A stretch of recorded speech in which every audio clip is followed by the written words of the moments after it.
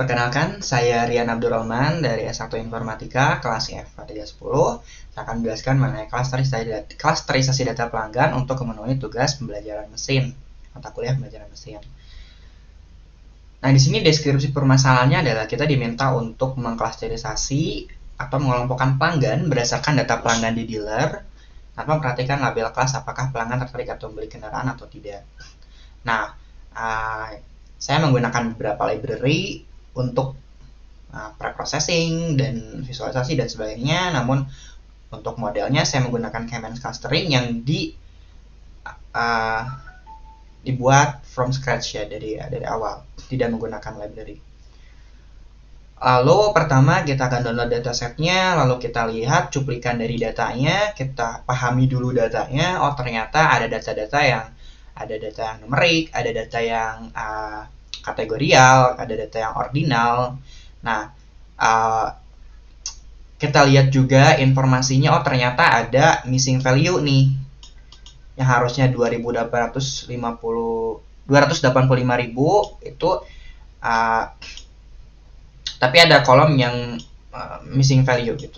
Di sini juga ada. Nah, maka kita akan visualisasikan untuk melihat persebaran missing value-nya. Oh, ternyata banyak sekali dan tersebar, tidak terkumpul missing value-nya. Jadi kita akan melakukan handling missing value. Nah, di sini barisnya ada 285.831 dan ternyata missing value-nya sangat banyak. Nah,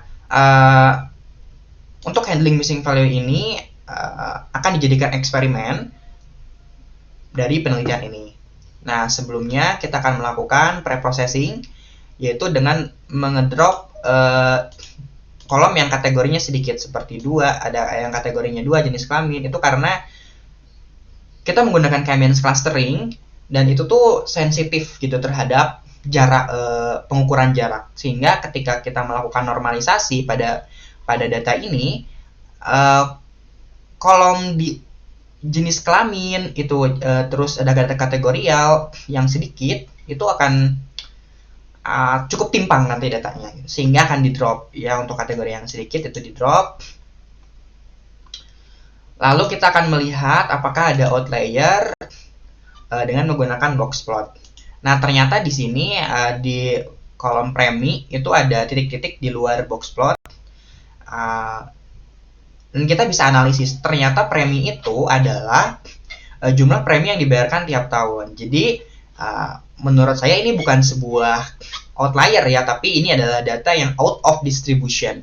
Artinya ya data ini memang alami gitu, di kehidupan nyata memang ada yang membayarkan premi yang banyak, ada juga yang sedikit, dan itu bukan sebuah anomali gitu. Jadi sehingga data ini tidak kita handling, artinya tidak ada outlier ya. Lalu kita melihat deskripsi datanya. Oke, kita analisis, tidak terdapat outlier, dan kita akan menggunakan data yang pada kolom umur, kode daerah, premi, kanal penjualan, nama berlangganan. Sebelum ke algoritma K-means clustering, kita akan melakukan eksperimen.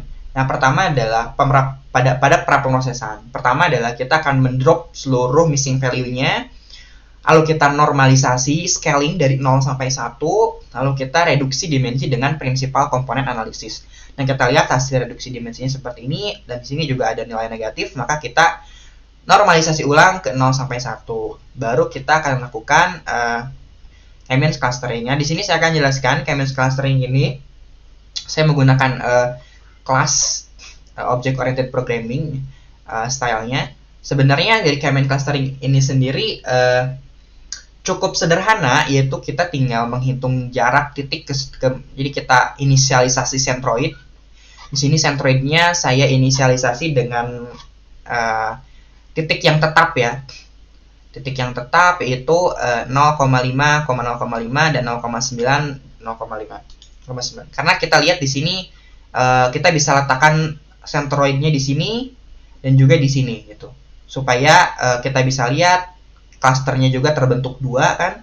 Maka K-nya sama dengan 2 dan centroidnya kita inisialisasi di awal. Karena K-means clustering ini sangat sensitif terhadap inisialisasi centroid, sehingga kita lebih baik untuk menginisialisasinya secara manual.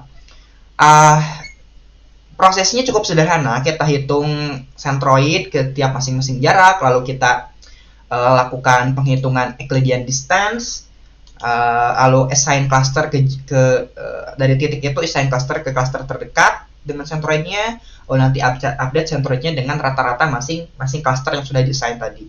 Lalu kita cek konvergensinya, kita bisa lihat apakah ada perubahan terhadap centroid. Kalau sudah tidak ada perubahan, maka akan kita hentikan gitu proses loopingnya. Jadi ini looping. Nah, ini juga saya menambahkan metode-metode tambahan seperti ada metode evaluate untuk menghitung silhouette analysis. Ini juga ada plot untuk memplotting sebagainya. Nah, bisa kita lihat di sini pipeline-nya. Pertama kita normalisasikan data yang PCI tadi, lalu kita lakukan K-means clustering, lalu kita lihat plottingnya. Oh ternyata kalau secara kasat mata ini sudah terklasterisasi secara baik. Kita lihat di sini ada informasi centroidnya, posisi centroidnya, dan kita lakukan evaluasi silhouette analysis pada K-means clustering. Kita lihat bahwa ada nilai negatif nih. Nah, nanti kita observasi.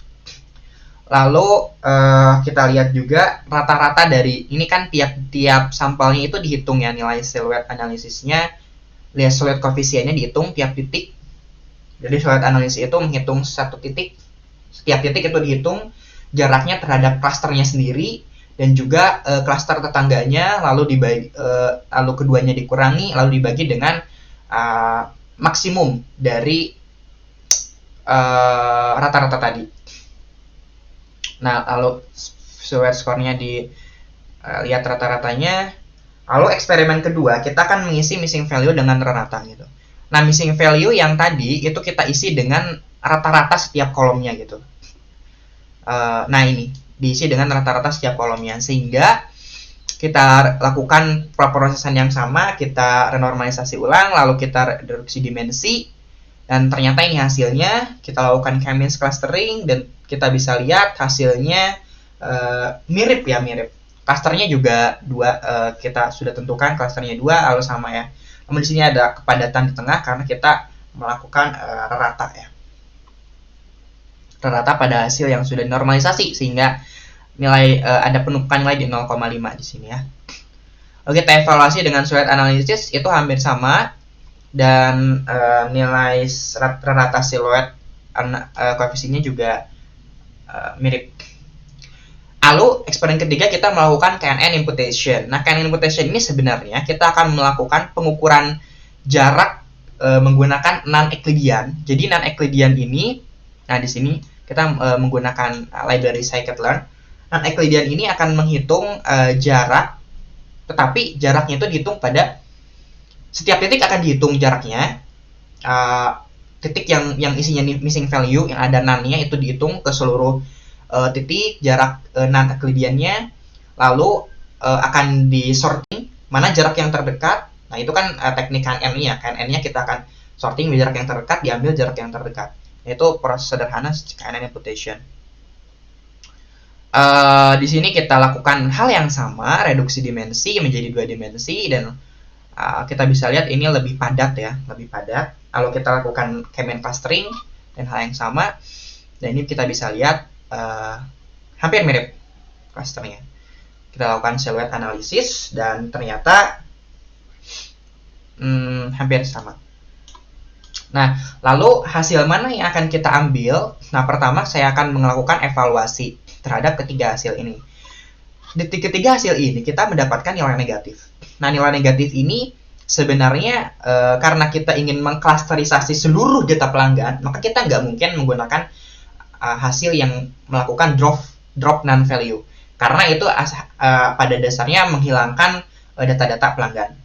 Walaupun di sini kita bisa lihat bahwa negatif ini termasuk dia itu apakah dia outlier atau dia salah cluster ya.